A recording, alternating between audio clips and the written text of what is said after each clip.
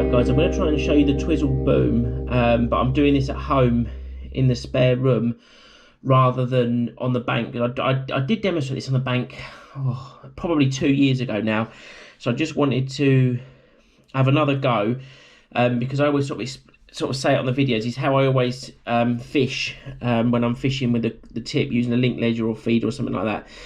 So this darker brown line is what we're saying is the main line. So this is going back to the rod that way.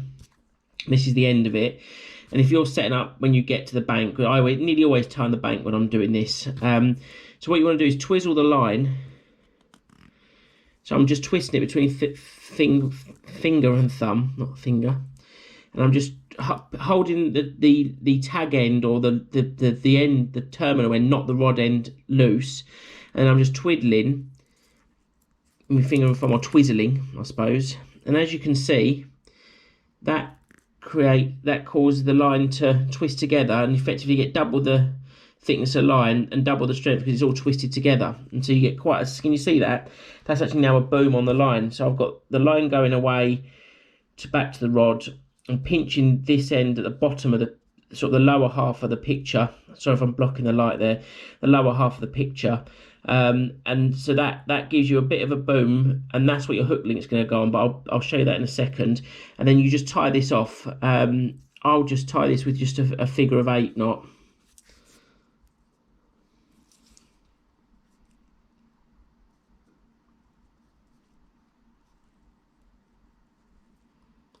So you want to make sure you pull that right to the end of the boom, moisten it, pull that tight. So that effectively is the boom created. So there you go. So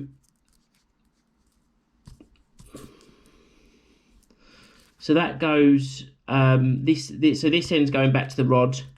This is the tag end that we don't want anymore, so we'll just cut that off.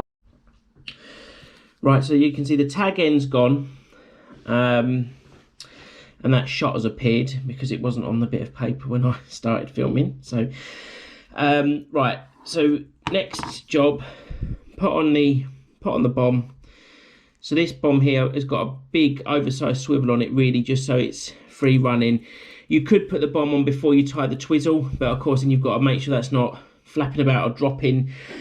When you do that, it's just as easy to do that, and maybe easier depending on the size of the swivel. This is a big free running eyed swivel, and the bomb there's tied onto, I don't know what that is, 40 mil, 50 mil of line, and obviously it's a link ledger. The reason behind this sort of length of link, this is a flat lead, but I mean if you were fishing this and it's sunk into a bit of silt or something, gives you a bit more distance. It also gives you a bit of play.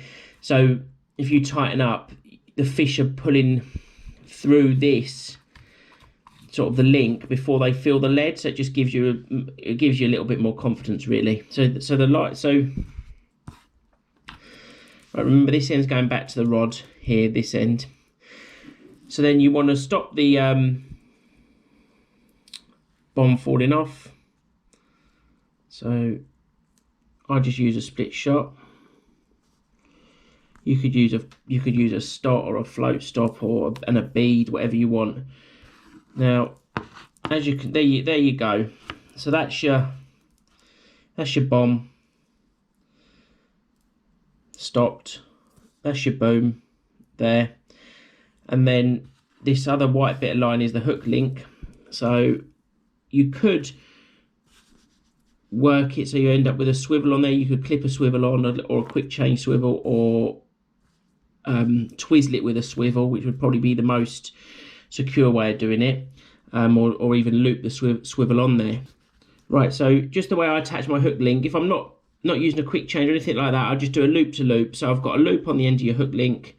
This is a fine hook link, probably, I think it's 4 pound. I used a white clear one to contrast with the main line, which is a brown line. And all I've done there is a loop to loop. There's a loop on the end of the hook link. I don't know if you can see it there. And obviously it loops into the boom. And of course you can see the stiffness of the boom there. And that is, if you hold that up, I can't really do it with this camera angle, but you can see that there is a much stiffer bit of line there, and what that's doing is holding your hook link away from the swivel and the bomb, so you get fewer tangles, or at least that's the idea anyway.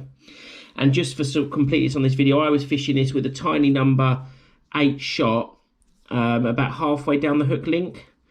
So I'll just attach that now and show you. Just a number 8 shot, sort of, and you'd have the hook about here, and that just, in that fast flowing stream, that little shot there just aids slightly in keeping the bait nearer the deck, so it's not up and flapping. I mean, you might not be worried about that. It depends on the length of the hook link. You could use a much shorter hook link and have it sort of down here, but I was using a long one, just I wanted it to be away from the bomb, and if the bomb fell and spooked any fish that were shoaled up around where I was fishing under those trees, they hopefully wouldn't scatter too far, and your bait will be down the hook length, sort of downstream a little bit from all this paraphernalia here that might potentially spook the fish. But that there was the rig I was using. Hopefully that's explained it. It's a bit difficult to do when I'm not fully rigged up, but I couldn't work out a way of doing it indoors with the rod, and outdoors I just couldn't sort of make it work. But you don't have to use such a long link. Some people just clip the swivel on, some people just go straight through there. But that, I find, that just gives you a bit more confidence that the fish has got a little bit of play there between, that bomb effectively is not part of how the fish indicate to you. So obviously that's laying on the bottom. The fish are pulling, even if that's catching, that's not moving the bomb at all. So you're getting all the feeling through to the rod tip, so you can see the bites. And of course that stop there just stops it pulling through to your hook link. Hopefully that's been a bit more useful for you than just me sort of holding it up to the camera when we're fishing. If you look on YouTube or just Google it, there are good diagrams of this, better than I've explained it probably, but hopefully this gives you some idea.